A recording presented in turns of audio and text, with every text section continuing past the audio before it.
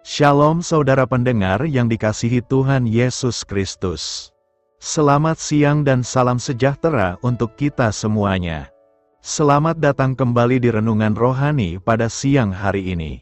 Semoga saudara yang terkasih dalam keadaan sehat selalu, kiranya damai dan sukacita Roh Kudus melimpah di dalam hati dan pikiran saudara saat ini. Sebelum kita mulai renungan pada siang hari ini, marilah kita bersama-sama berdoa.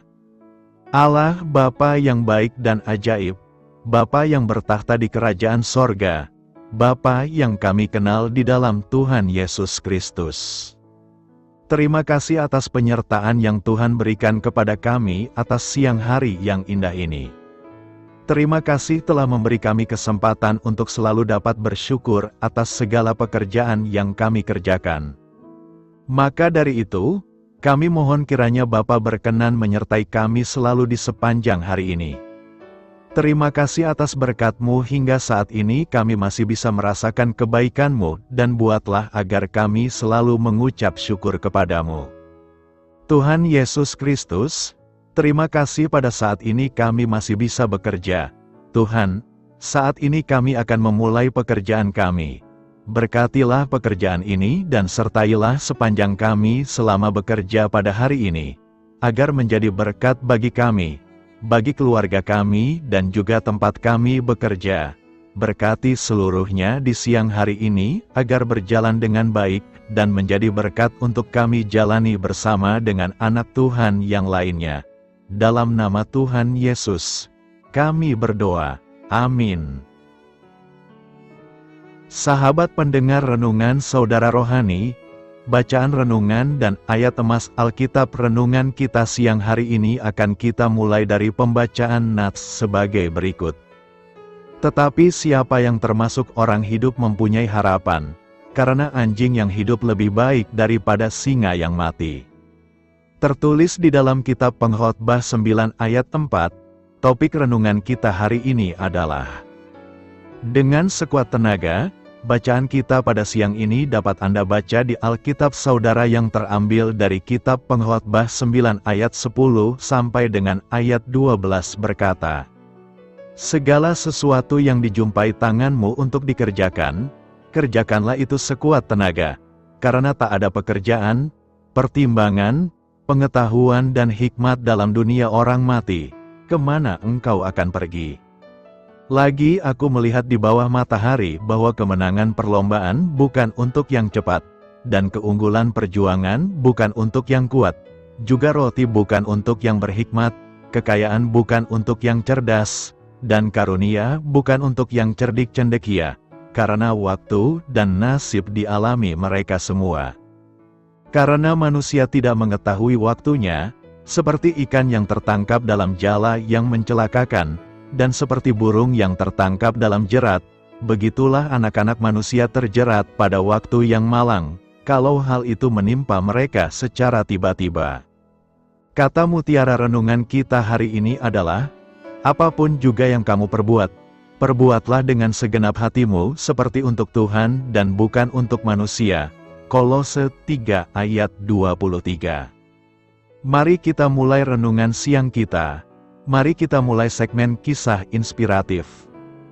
Tuhan bersabda, apapun yang dapat dikerjakan tanganmu, kerjakanlah dengan sekuat tenaga. Tentu, yang Tuhan maksudkan dengan apapun yang dapat dikerjakan tanganmu, adalah tugas atau pekerjaan. Mengapa Tuhan tidak berkata lugas, segala pekerjaanmu, tetapi, apapun yang dapat dikerjakan tanganmu? Ternyata ada alasan yang penting. Apa itu? Semua orang berharap bisa bekerja di bidang yang sesuai keinginan dengan penghasilan memadai. Namun, tidak semua orang mendapatkan itu. Banyak orang bekerja di bidang yang tak sesuai keinginan, dengan penghasilan jauh dari harapan.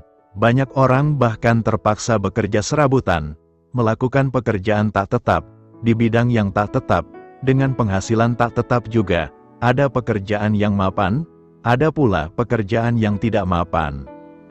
Patutkah kita berpikir bahwa hanya pekerjaan yang mapanlah yang harus dijalani dengan serius? Patutkah kita berpikir bahwa pekerjaan yang tak mapan tak harus dijalani sepenuh hati? Patutkah kita menganggap bahwa pekerjaan yang tak mapan boleh dikerjakan asal-asalan? Tuhan bersabda, "Apapun yang dapat dikerjakan tanganmu, kerjakanlah dengan sekuat tenaga." Tuhan menghendaki agar kita menghayati bahwa semua pekerjaan yang halal, ideal maupun tidak, mapan maupun tak mapan, kerja tetap maupun serabutan, termasuk tugas-tugas pro bono yang tidak berorientasi upah, adalah pekerjaan yang dipercayakan Tuhan kepada kita, yang harus kita jalani dengan segenap hati, dengan penuh kesungguhan, dengan penuh hormat kepada Tuhan.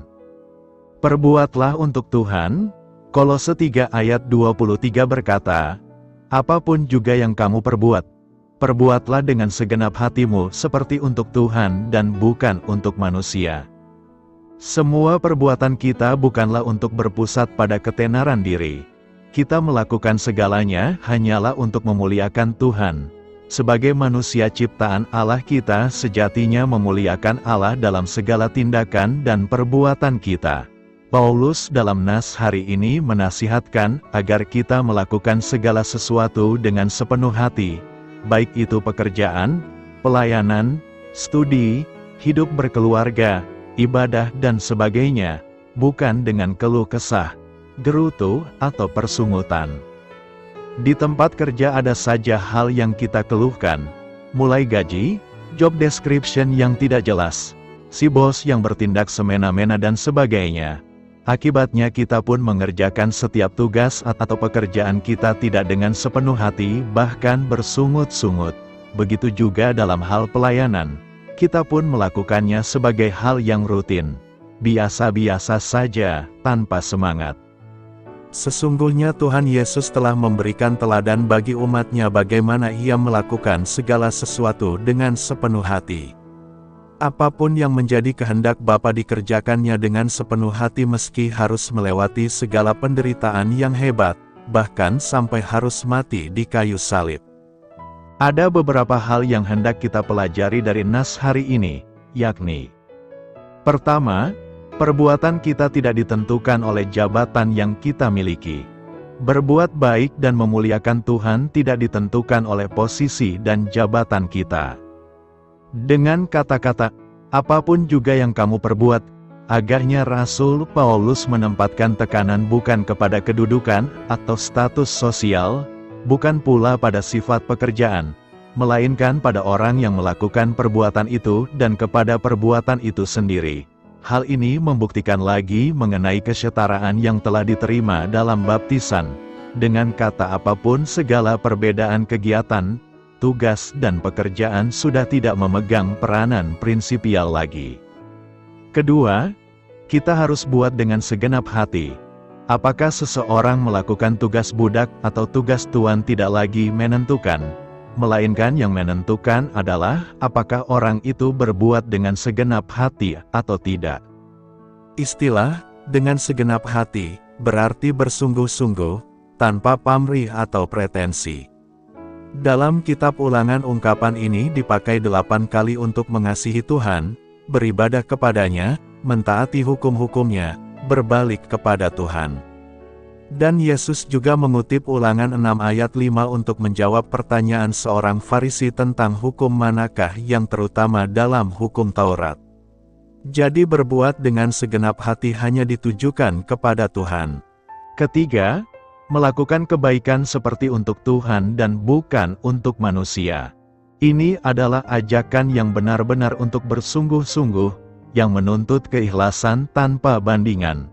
Sebelumnya, dalam ayat 17 Rasul Paulus telah mengajak mereka, "Dan segala sesuatu yang kamu lakukan dengan perkataan atau perbuatan, lakukanlah semuanya itu dalam nama Tuhan Yesus, sambil mengucap syukur oleh Dia kepada Allah, Bapa kita." Ini berarti dengan kuasa Tuhan Yesus dan dalam ucapan syukur dan sukacita, bukan paksa.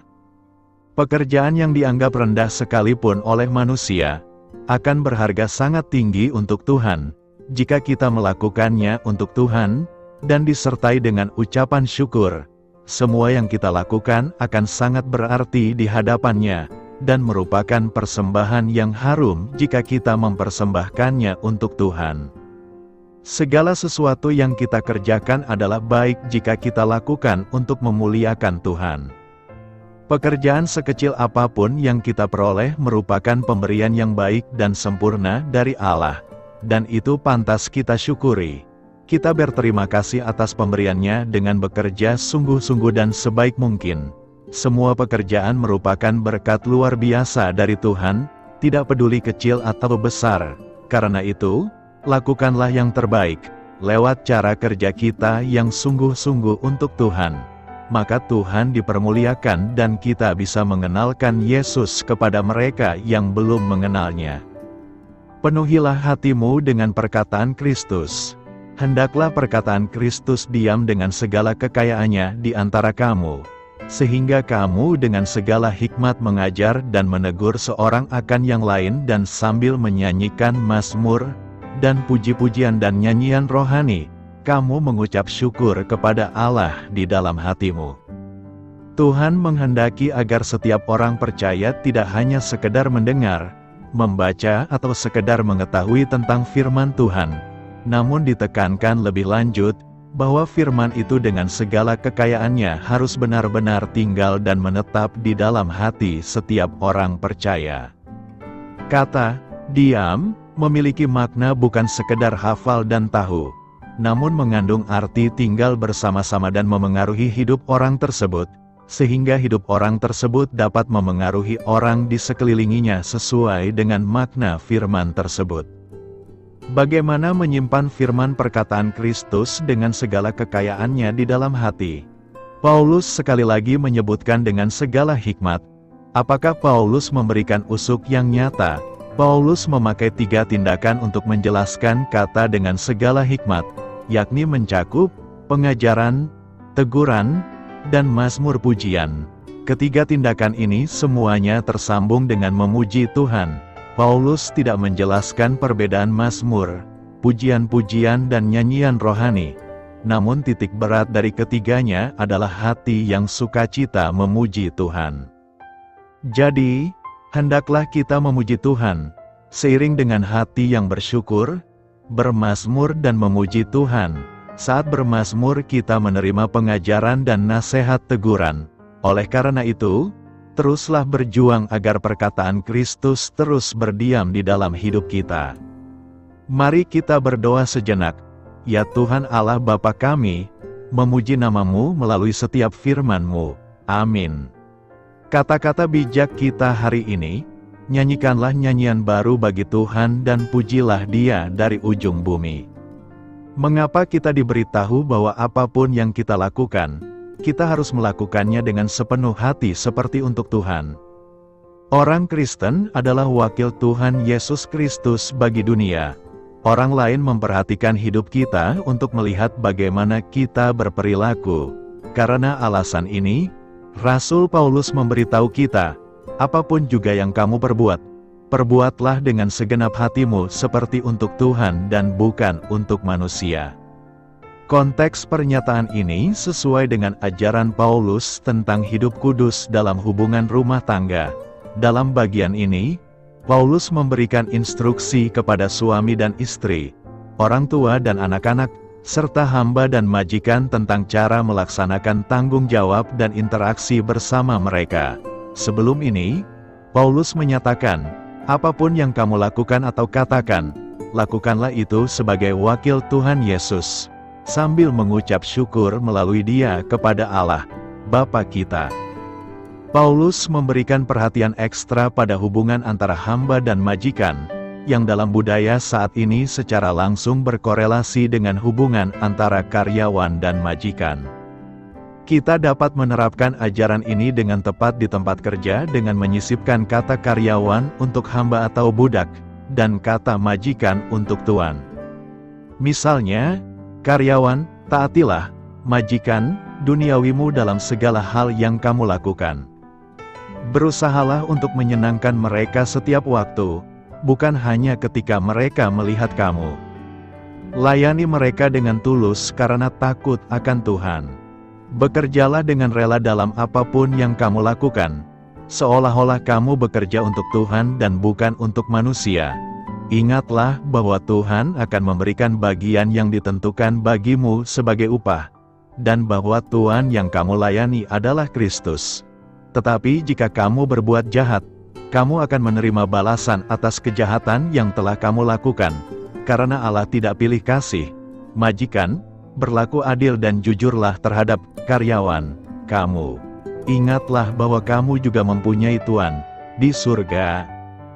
Dalam bahasa aslinya, kata-kata untuk lakukanlah dengan sepenuh hati, atau kerjalah dengan sepenuh hati, berarti melaksanakan atau melakukan suatu tindakan dengan antusias, atau dengan segenap hatimu. Versi Alkitab lainnya menerjemahkan frasa tersebut sebagai kerjakanlah dengan penuh semangat, atau kerjakanlah dengan segenap hatimu. Bukan hanya orang-orang yang tidak percaya yang mengawasi kita di tempat kerja untuk melihat apakah kita akan memberikan contoh yang baik, tetapi Bapa Surgawi dan Guru kita, Yesus juga mengawasi kita. Allah menimbang sikap hati kita dan mempertimbangkan perbuatan lahiriah kita. Yesus Kristus menetapkan standar pelayanan hamba bagi para pengikutnya. Dia, Sang Guru, membasuh kaki para muridnya. Apakah kita harus melayani para manajer duniawi yang baik atau yang mengerikan? Para hamba Kristen berutang ketaatan penuh kepada Tuhan dan Guru kita. Dalam segala hal yang kita lakukan, di Allah yang kita layani, dan pekerjaan kita harus dilakukan untuk kemuliaan-Nya. Rasul Petrus menegaskan, apakah kamu mempunyai karunia untuk berbicara? Berbicaralah seolah-olah Allah sendiri berbicara melalui kamu. Apakah kamu memiliki karunia untuk membantu orang lain? Lakukanlah dengan semua kekuatan dan energi yang dianugerahkan Allah. Maka segala sesuatu yang kamu lakukan akan membawa kemuliaan bagi Allah melalui Yesus Kristus. Para pengikut Yesus Kristus dipanggil untuk melayani orang, tidak peduli siapa mereka, dengan rela dan tulus seolah-olah kita melayani Tuhan. Paulus menulis, hamba harus selalu taat kepada tuannya dan berusaha menyenangkan mereka. Mereka tidak boleh membantah atau mencuri, tetapi harus menunjukkan diri mereka sepenuhnya dapat dipercaya dan baik. Maka mereka akan membuat pengajaran tentang Allah Juru Selamat kita menarik dalam segala hal. Cara kita hidup memengaruhi kesaksian kita. Ketika kita memberikan contoh yang baik di tempat kerja, sebagai pekerja Kristen, kita seharusnya menjadi karyawan terbaik di tempat kerja untuk kemuliaan Tuhan. Kita dapat berdoa memohon bantuan dalam membiarkan pikiran, kata-kata, dan tindakan kita menyenangkan Tuhan setiap saat. Kita dapat melakukan apa yang diperintahkan tanpa berdebat, sehingga kita tidak menjadi beban bagi atasan kita. Kita dapat menaati mereka, seperti yang diinstruksikan Paulus, dengan hormat dan hormat. Layani mereka dengan tulus seperti Anda melayani Kristus. Berusahalah untuk menyenangkan mereka setiap saat, bukan hanya ketika mereka memperhatikan Anda. Sebagai hamba Kristus, lakukanlah kehendak Tuhan dengan segenap hatimu. Jika kita mengikuti prinsip-prinsip ini, kita akan menerima pahala dari Tuhan. Bahkan jika pengawas duniawi kita gagal mengakui kerja keras dan ketekunan kita melakukan pekerjaan kita dengan sepenuh hati seperti untuk Tuhan, kita membuat pesan Injil yang kita khotbahkan lebih menarik bagi orang-orang yang tidak percaya. Selamat berkarya untuk Tuhan. Selamat memulai karya dalam minggu ini untuk Tuhan. Doa saya menyertai saudara sekalian. Saya memberkati Anda agar sewaktu Anda mencarinya dari Dia, Bapa Surgawi Anda akan memberikan bagi Anda roti harian Anda. Dalam nama Yesus Kristus, Tuhan yang berkuasa atas alam semesta dan menuntun kita kepada iman yang menyelamatkan, Tuhan Yesus menyertai senantiasa. Tuhan memberkati. Amin.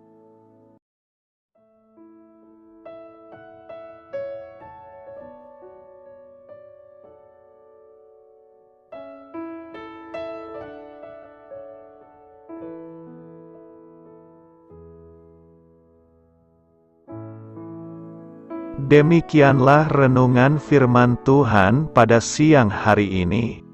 Semoga menjadi kekuatan di dalam hidup kita dan menjadikan kita pribadi yang lebih sukses. Sebelum kita memulai aktivitas hari ini, marilah kita berdoa. Bapa kami yang ada di sorga, terima kasih atas kasih dan kebaikan Tuhan yang begitu besar buat kami. Tuntunlah perbuatanku agar di sepanjang hari ini saya bisa bekerja sebaik-baiknya, tidak pernah jemu menolong sesama, selalu ramah dan tahu terima kasih, menghayati iman dan mengamalkannya dengan sekuat tenagaku. Semua ini saya sampaikan kepadamu, dengan pengantaraan Kristus, Tuhan kami. Allah, Bapa kami bersyukur kepadamu, bahwa dengan bekerja kami boleh ambil bagian di dalam karya-Mu mensejahterakan dan membahagiakan umat manusia. Kami mohon bimbingan-Mu dalam melaksanakan pekerjaan kami hari ini.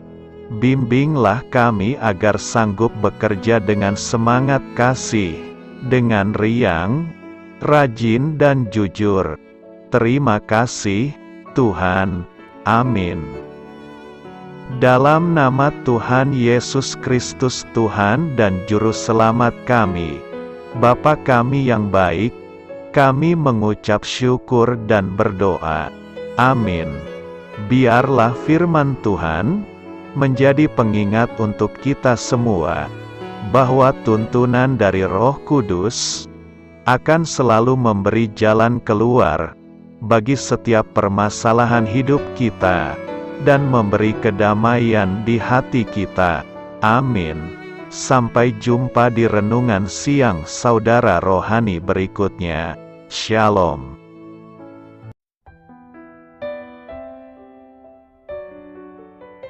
Halo untuk semua pendengar saudara rohani yang terkasih di dalam nama Tuhan Yesus Kristus dimanapun berada. Mari dukung kami, tim redaksi Renungan Harian Saudara Rohani dengan cara memberikan bantuan, kritik dan masukan. Saudara dapat memberikan masukan melalui kolom komentar di bawah atau mengirim kepada kami langsung melalui email yang tertera di layar Anda, saudararohani@gmail.com.